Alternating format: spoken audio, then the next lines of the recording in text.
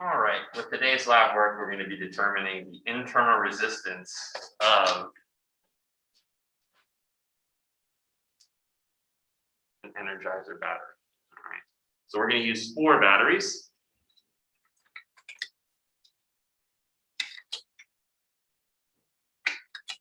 First thing that we want to, the first data point that we want to collect is with powering no external circuit, just what is the EMF across those.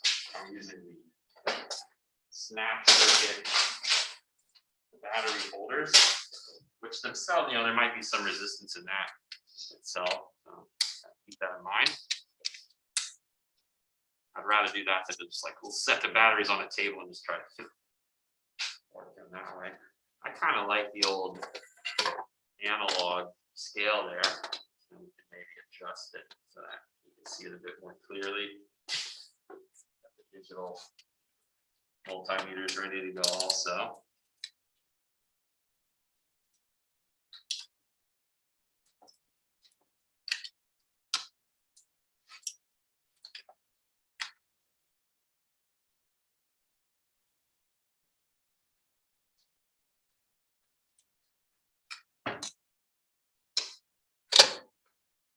So here we'll have our voltmeter, and this voltmeter is going to measure first the EMF of the batteries, right? Because there's no external circuit, so I'm just going to kind of wire these across the ends, the voltage across, and because again there's no current being driven through this, that's just the EMF of the battery. So 6.04 volts. Each one of those AA batteries is advertised as 1.5 volts, and they're all wired in series. So we just add their voltage, 1.5 plus 1.5 plus 1.5 plus 1.5 is 6. And so 6.04 is just like Energizer bragging about, hey, look, we got extra 400ths of a volt in our AA batteries. What if we tested that with Duracell? Would we find the same thing? I don't know. Maybe do another lab there. Now let's build our external circuit. I'll let you know that we've got some 10 ohm resistors. Okay, so these are in component folders. You may recall, we've seen resistors before. So inside of this sort of plastic box is the actual resistor, and it's just wired so that I can easily sort of connect and disconnect it. So I'm going to put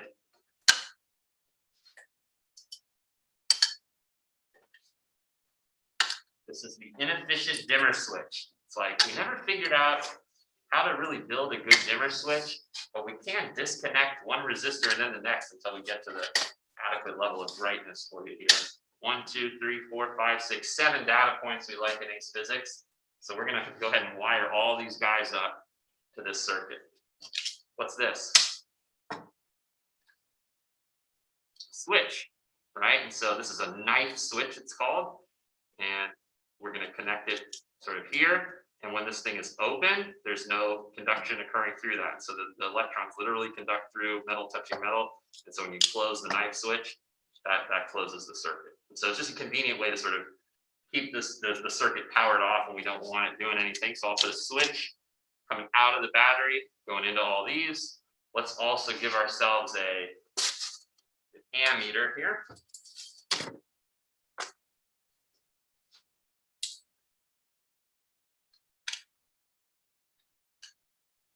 We always have bad luck with these guys working as an ammeter. Maybe today will be different, right? So I'm gonna set this one up as my ammeter, and again, I just kind of wanted it. This is just one series circuit, right? So I just need it going through. So the ammeter is just going to be wired up sort of right here. So I want to make sure I'm going out of the EMF into my switch, out of my switch into my ammeter, out of my ammeter into this resistor, out and all the way back again. So a lot of these guys, which are called connecting leads, little alligator clips there, else pinch down. So we're going to go out of here.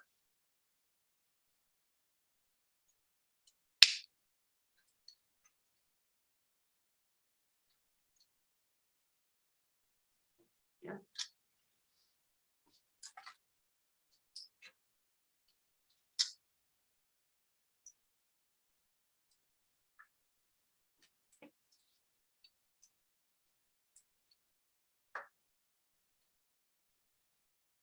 I can't anticipate anything possibly going wrong with this. Yep, this is going to work perfectly the first try with no troubleshooting or problem solving necessary. The way it always goes in science, right? It works exactly as we planned the first try. Never get frustrated.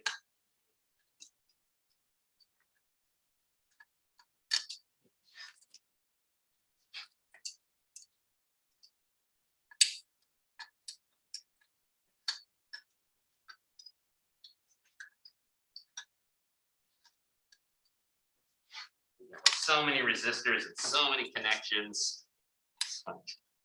Something's bound to go wrong, right? Let's hope not. This will just be nice. It's easy data collection. Finally, now note the circuit will not be complete when I touch this here because my switch is still open, right?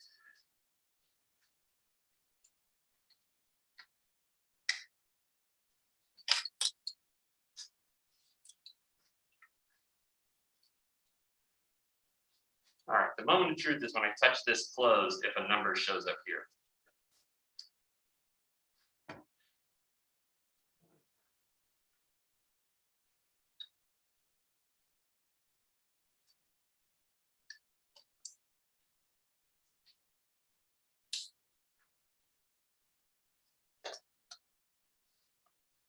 Hey, a number. Note the voltage drop. All right, so go ahead and write this down. Remember, this is our ammeter. It's set to amps right now, so 0.07 amps. This is our voltmeter, 5.83. Note that a moment ago, the y-intercept that you're going to graph, maybe by the end of today, time permitting, maybe tomorrow, but before Friday, the y-intercept is the data point we just saw a second ago, which I will conveniently record on a little whiteboard that I keep. And every so often I will publish it to the camera. If you all can follow along. So we've got the current I measured in amps, which started out at 0, right, when we just had the circuit powered off a moment ago. And you may recall, I do, the voltage was 6.04. Maybe you wrote down 6.03. I think it was kind of toggling back and forth between those two. And now we got a current of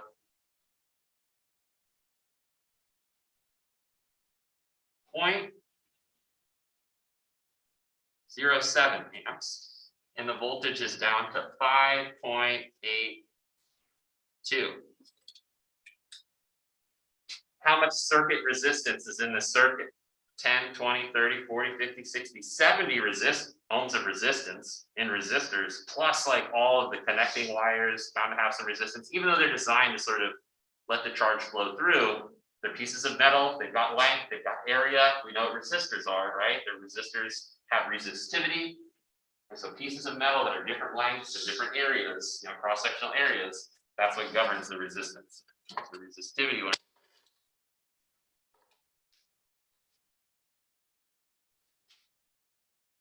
See, that's really breezy. All right, so now we're just going to remove one of these at a time. So this is going to sort of disconnect one 10 ohm resistor at a time. And again, our hypothesis going into this, here's sort of the data table that I've constructed so far. The hypothesis going into this is that as we remove resistors, we're resisting the flow of charge I less, right? If we resist the flow of charge less, then this number is going to increase. Okay, so we should see now here's what I'm going to do. I'm going to disconnect my circuit by lifting up the knife switch. Note that this did not go back up to the 6 there, the 6.04. So now there's no current through it, but look, the EMF is, did we just drain the battery by a little bit? All right, so now I'm going to disconnect. Which one? I'll take out this guy. So instead of this being a part of my circuit now, where this comes out of my ammeter and into this, I'm just going to kind of remove this out, and now my ammeter is going to go into this resistor. So now I've got 6 10-ohm resistors. There's 60 ohms of external sort of resistance. This guy is gone. And now as I close the knife switch, you see that the current has climbed all the way to 0.09 thereabouts, and the EMF is, or the voltage, the terminal PD, right? Think about the EMF was only when there was no current through it, right? Because we hadn't lost any volts. So that's that first data point.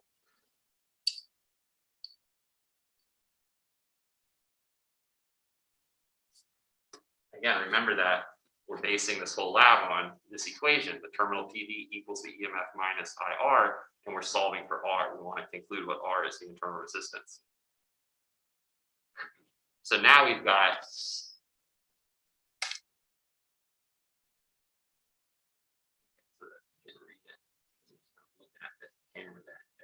0.09. So the current indeed went up a little bit, and the voltage indeed went down a little bit, 5.77, I'll say. So I actually am very happy that the data is forthcoming. Okay, it didn't completely break on us like it always does with electricity labs. We're getting good data here.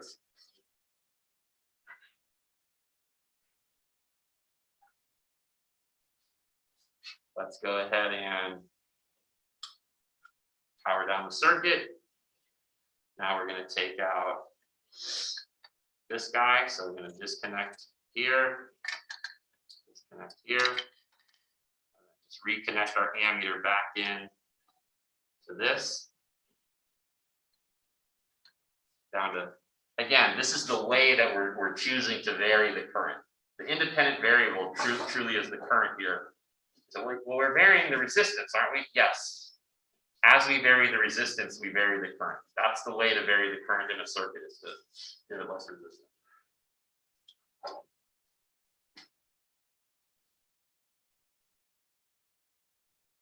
With 50 ohms, you can see that the current soars to 0.1.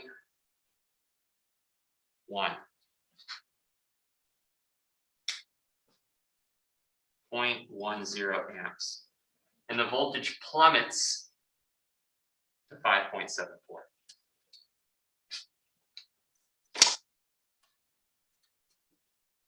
And you might have a data table looking something like that. Might be slightly differently than these values. It might look slightly differently if you're sort of, getting the numbers down as you see them. That's empirical data. That's what we want. I'm going to live a little bit dangerously here, and I'm not going to turn off my circuit this time. Okay. Don't do it, Dr. Slade. No, I must. Okay. Look at that. Just jumping right up to 0.12, 0.13 amps even. Let's say 0.13. With the terminal PD, to re-emphasize the academic language, 5.68. 1, 2, 3, 4, 5 data points. Looking like that so far.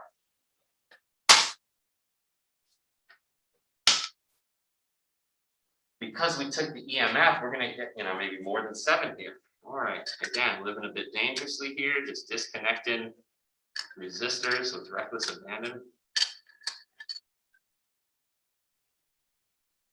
That's okay.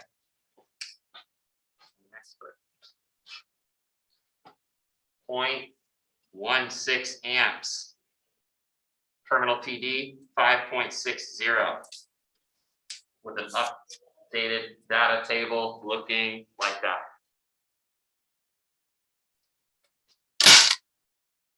Moving right along. Take these guys out. Remove that resistor, put it in the resistor graveyard. And now we've got, again, you can kind of see the circuit, right? It's a complete circle back with a voltmeter in parallel, measuring the terminal PD. Now we know that there's 0.23 amps in the circuit being driven through the EMF source. Therefore, we're losing some volts, right? We're driving positive current I through the battery with internal resistance R, and so we're losing some IR, some voltage. Remember, V equals IR, so these are the lost volts, and that's why this number keeps on getting lower and lower. We're quantifying the lost volts, right? It started out like 6. Now there's only 5.45. That means we're losing volts in the battery, right? As the current keeps climbing, we're losing more and more volts. Right now, there's only 5.44.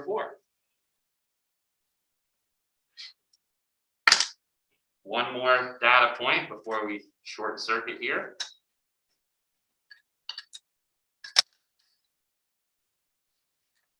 So with 10 ohms of resistance, the current jumps up to 0.41.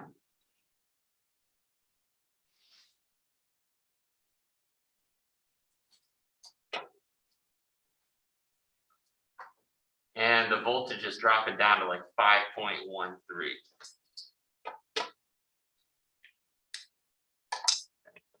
If I were to now disconnect this resistor and just wire it up, what will we have? We basically have a short circuit, right? We just go through no resistance, and the circuit would attempt to draw infinite current from the battery. All right, it's gonna, and then if we're driving infinity through lowercase r, it doesn't matter what r is, right?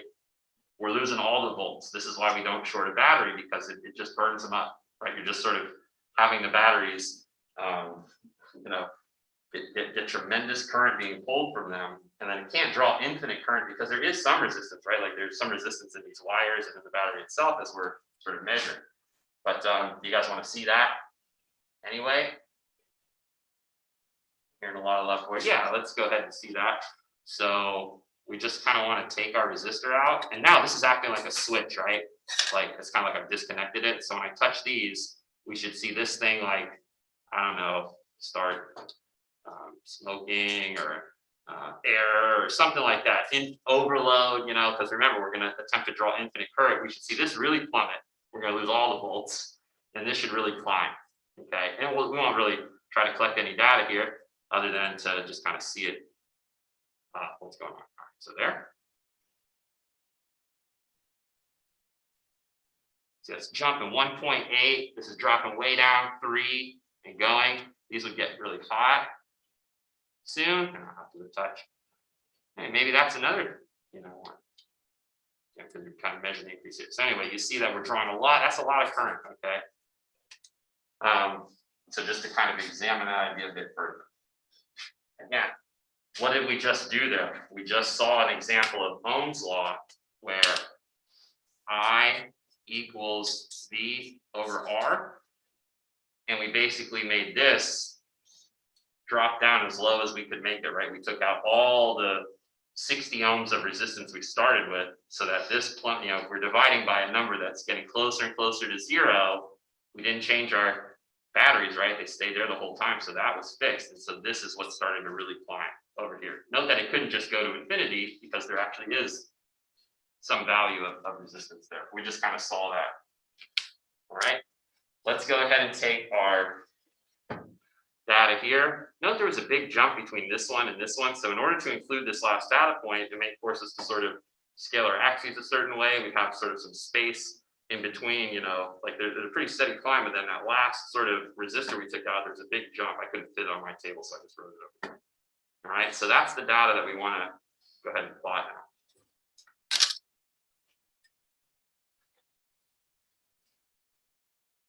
Go ahead and just disconnect this guy.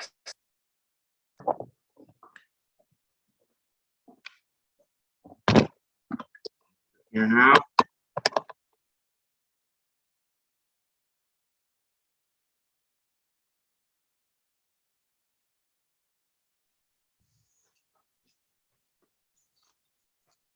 doing scale models in astronomy, trying to model the Earth, Sun, Moon system. It's a tremendous challenge to try to get all of that on the same scale. The distance between the Earth and the Sun, as well as the physical size of those objects, all on the same scale. It's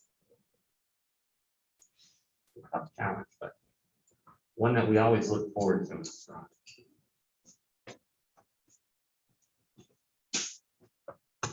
All right, if you need some graph paper, if you want to try to knock this one out right now, well, I think I need to print some more ACE Physics graph paper. I just got the regular old graph paper. It's a little bit easier on the eyes, that's okay. And then I got some clear plastic rulers back here if anybody needed one. If you haven't already got one, get one. My gift to you. Just hang on to it and bring it back to class every day. All right, so let's get that out of there. If you still haven't turned in your graph for determining the resistance of a metallic resistor, right, make sure you get that in. Here's an example if you want to take a look at it. Let's try to get ourselves a good conclusion now.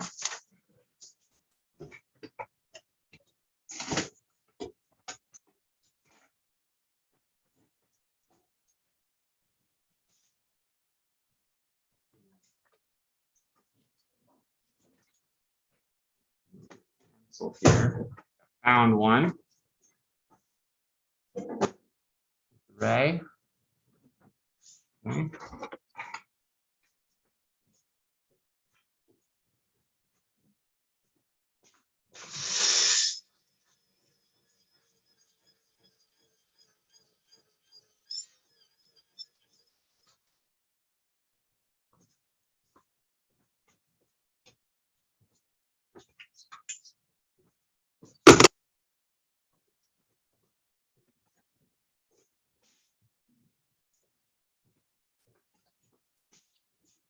So, quick reminder what we're plotting here.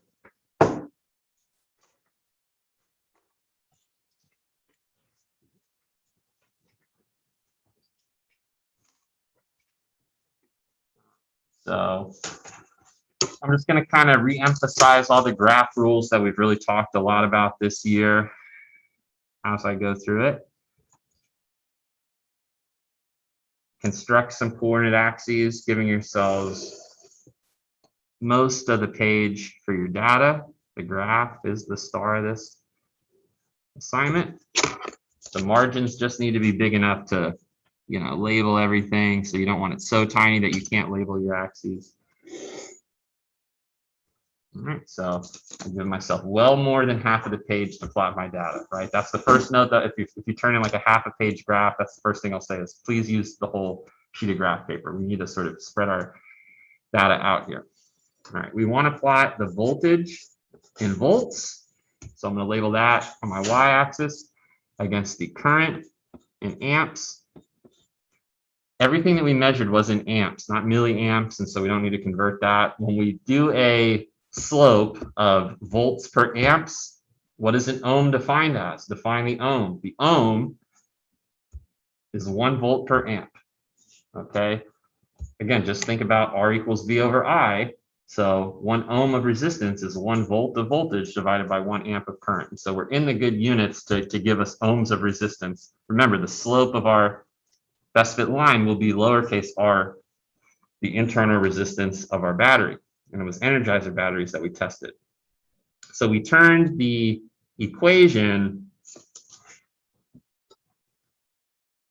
V equals E minus IR into a slightly more familiar form so that it sort of matches the Y equals MX plus B slope intercept form of a line that we're so familiar with from our math class.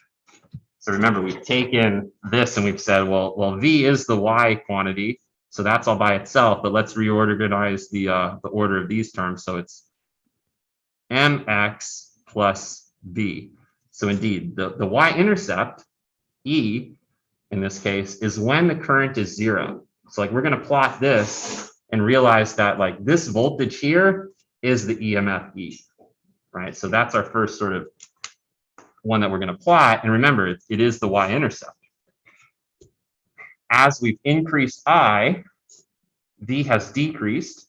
So we'd expect the correlation, the slope to be negative. There's the negative sign, right? So it's, we kind of see that in the data. And then the sort of the absolute value of that slope will be R. We're not going to report R as negative resistance, okay? The negative sign is the fact that we're losing volts, right? We have to subtract these volts away from the EMF. That's why these numbers are all less. One question I could pose to you right now would be, at the maximum current that we drove through our circuit, what was the lost volts? How many volts were lost? Does anybody know what computation you'd have to do in order to answer that question? If I said, what was the total volts lost during this experiment? So, well, it dropped all the way to 5.13. It started at 6.04. So the lost volts is going to be what? The difference between those two. So about a volt, less than one, right? It's like 9/10 of a volt, something like that. So we lost about a volt here, okay? That should be the decrease we observe when we plot the 6.04 here, right? We got to scale it so we go up 6.04. It's going to drop down to 5 by here, okay? So we don't need all the volts, 1, 2, 3, 4, 5. We just need to kind of start at 5 or so, and we need to end a little bit above 6. So that's our whole y-axis. You don't need to graph 1 volt, 2 volt, 3 volt, 4 volt, 5 volt, because all your data is going to be here, and this is just dead space. What symbol do we use to show that we're not using a true zero?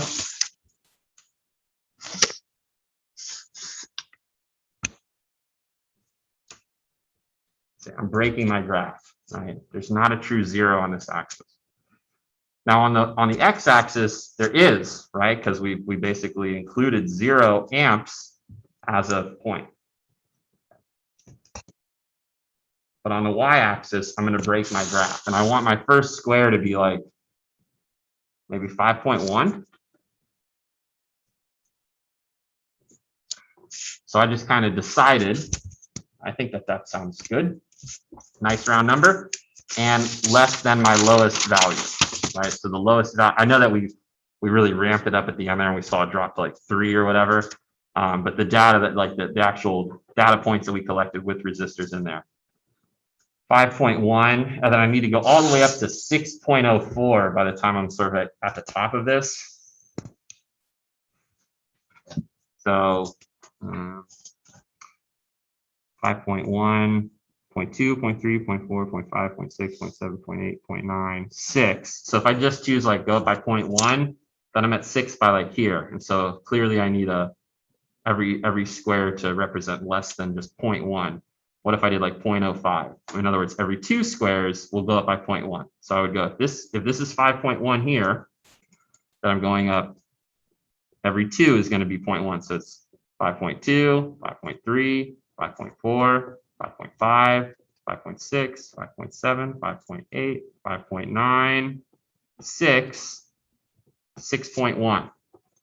And I'd say, well, that's still less than half the page. I could do even better than that. Instead of making it a half or 0.05, could I make it a quarter?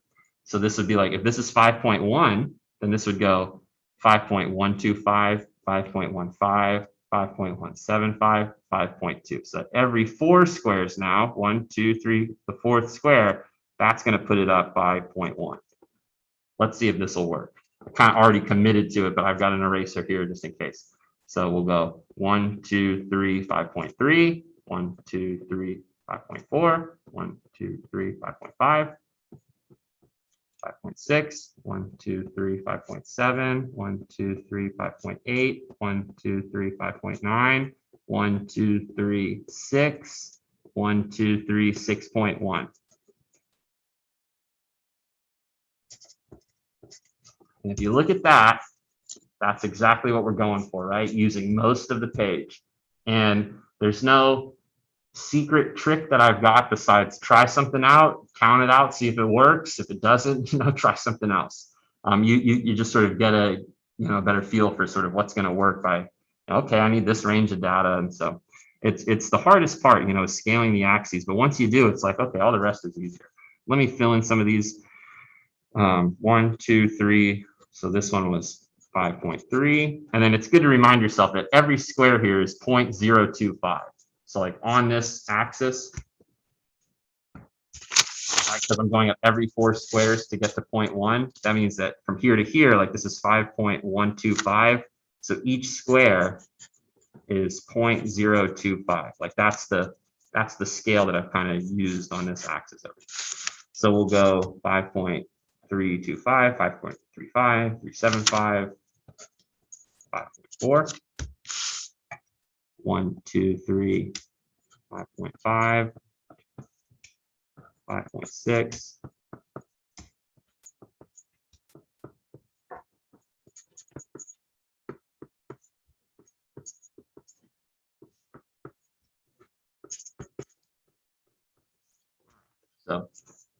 'Filled them all in there.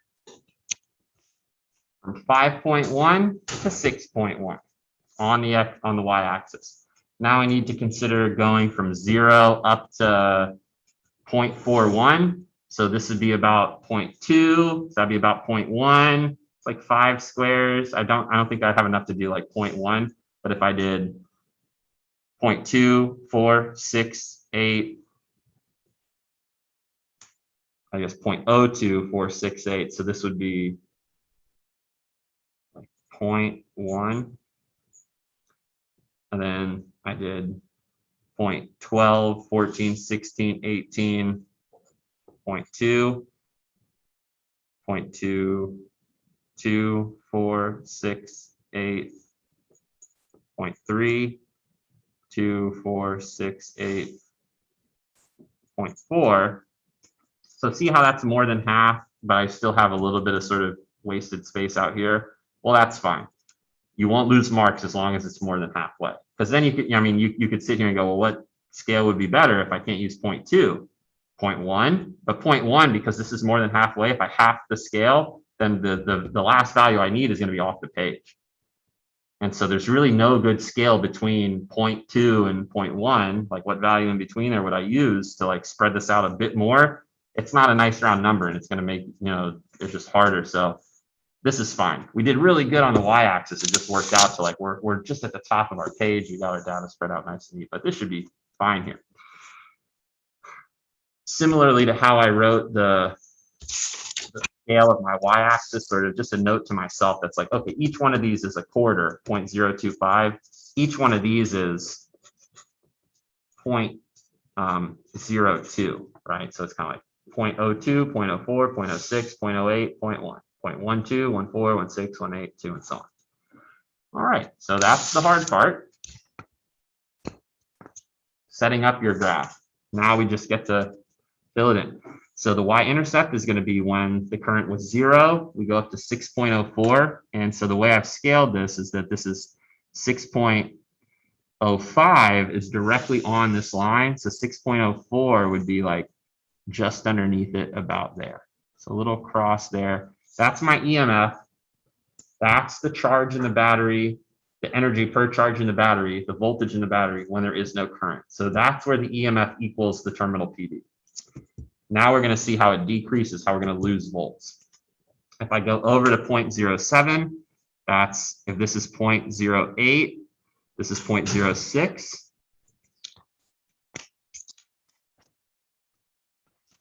Remember, every one is 0.02, so there's 0.06, 0.08, 0.1, so we want 0.07, so it's going to be directly in between these two lines, so right there. And we got to go all the way up to 5.82. So we go up here, 5.8, 5.825 would be here, so it's just underneath that. Right, remember, we're going up by 0.25. And so my first two data points, you can kind of see, go from here to here. When the current was 0.09, so that's sort of in between these two now, right? 0.09 in between 0.08 and 0.1, we went up to 5.77, or the voltage dropped from 5.82 to 5.77. So I'm going 0.09 up to 5.75, 5.7, 5.75. So 5.77 would be right about there. Right, because this is 5 again, this one goes by a quarter, so 5.775, 5.80. So it's just above the 5.75, 5.77 is that point. Then I go over to 0.1, so that's exactly on this line now. And the current drop, I'm sorry, the voltage there dropped to 5.74. So on this line, I go 5.75, 5.74, be right about there. So then you can kind of see that we definitely got a trend, a downward trend, negative correlation. Now the current is 0.13, so 0.12, 0.14, so 0.13 is going to be directly in between, those two lines. There's 0.12, 0.14, so 0.13, going up to 5.68, 5.6575, so that's going to be kind of in between those squares right there. Going over to 0.16, so that's directly on this line. 0.12, 14, 16, so directly on this line, we go up to 5.6. So that's kind of nice because that point right there just perfectly intersects the gridding of the graph paper, right? It's exactly on 5.6. It's exactly on 0.16. Then we go to 0.23. So 0.23 is going to be 0.2, 0.22, 0.24. So right in between those two right here, up to 5.44.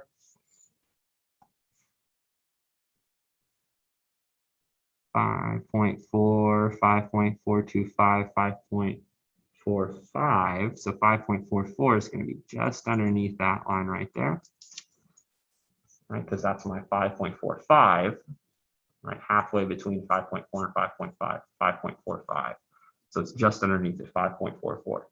And then lastly, I've got my 0.41. So if this is 0.41, okay, this is 0.4. And the line next to it is 0.42. I got 0.41, so just to the right of this, but in between these two, up to 5.13. So I got, remember my first square was 5.1, and then at 5.125, 5.15. So 5.13 would be sort of just above this. And note, we talked about this when we collected the data. There's a big jump in the current. Right? And this is just, remember, each one of these we removed a resistor. So when we removed that last resistor, there's a big jump in current, but a corresponding drop in voltage. You see how like the trend basically is pretty tight, that's a little bit of scatter about it. And that's your job right now, is to choose what is the best fit line. I've done this lab a number of times. This is the best data I've ever collected. Look at this. So there's my y-intercept. Up those. So don't forget that that's a data point too. And then I've got my last point down here. If I were to just sort of connect the dots between those two, you see how every other point sort of falls below that trend line. So it's not important that you force the graph through anything. You just sort of look at the data and say, okay, using my judgment, what kind of captures the trend here? And then let the line fall where it does. I don't care if, look, we're about to show that the y-intercept is actually 6, because I think this is a good line.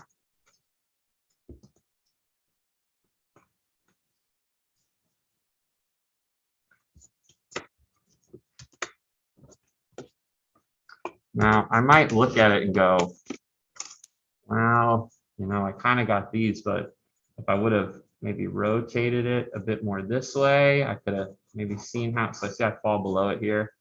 What if I just move the whole line like this? Again, then I'm not really treating, like, most of my data is right in here, right? So even though we measured the EMF to be this, it looks like it's, according to this trend, we could say, well, when the current is 0, we'd expect the value to be around, just under 6. Well, it was just above 6. It was 6.04. That's capturing sort of the uncertainty, right? Like there's a sort of a disagreement. All right, same thing we always do now. Find the slope of our best fit line by identifying some points that are convenient to calculate the slope with. This point right here is nearly perfect because I can read that its y coordinate is exactly 5.65 and its x coordinate is exactly 0.14. So this is the coordinates 0.14, 5.65. All right, and please write the coordinates out that you're using to calculate your slope. As I scour my graph for another good point, we want to try to find points that are, again, more than half the page apart from each other, if we can, so that the sort of the right triangle that we could draw, the hypotenuse, is going to be more than half of the page. So it's good to find, you know, points way up here and way down here. Remember, we kind of have this dead space here. This point right here is pretty good. But really, I think this point might be the best one. And then you just kind of say, well, that's not really more than half the page, you know, but it really is sort of the most clear point that I can read off. So you could kind of decide, is it better to, you know, like on paper 3, ACE Physics, that might cost you a mark to choose 2 points that are less than half the page. But is it better to do that and have a good sort of conclusion, or to sort of say, well, this one's nearly on the intersection. It certainly is more than half of the page, so I wouldn't lose the mark there, but maybe my conclusion would suffer. Remember, you'd be using the ACE Physics graph paper, which is really, really tiny squares, so you're bound to find lots of points that intersect, right? The tinier we made these squares, the more likely we would be to sort of find points on our best fit line that intersect the gridding of the graph. So I'll just calculate with this. It has coordinates 0.22, 5.45. So it's nearly this one, 5.44. All right, and then it's the same thing. Note that you're going to get a negative answer when you calculate the slope, just because it's a downward trend, but don't report your conclusion as negative. We just kind of know that the negative sign is an artifact of this. We're subtracting away the lost volts. So the calculation becomes 5.45 minus 5.65 over 0.22 minus 0.14. So I'm choosing this as my second point. So that's like y2, x2, x2, y2, x1, y1. So it looks like this. So we're going to have a negative numerator, negative 0.2 over 0.8. 0.2 divided by 0.8. So remember, the negative sign, we don't really care about that so much. Just take the absolute value of it, and I'm solving that lowercase r, the internal resistance, which again is just equal to the slope here, because the y equals mx plus b, right? There's nothing we need to do like to set our slope equal to solve for it, right? We just have it very, you know, just corresponds. Like, because we plotted this quantity on our x-axis, because we plotted this quantity on our y-axis, hey, there's our EMF, right? The y-intercept, we can just read it off our graph, but we know this is how this quantity is sort of varying to give us the voltage by the slope. So the slope equals lowercase r, the slope is 0.25, and then the units of resistance are ohms. And so we could send a letter, email, to the Energizer Corporation and say, okay, your batteries have 0.25 ohms of internal resistance according to the data that we've collected here in the physics lab. And we'll see you next time.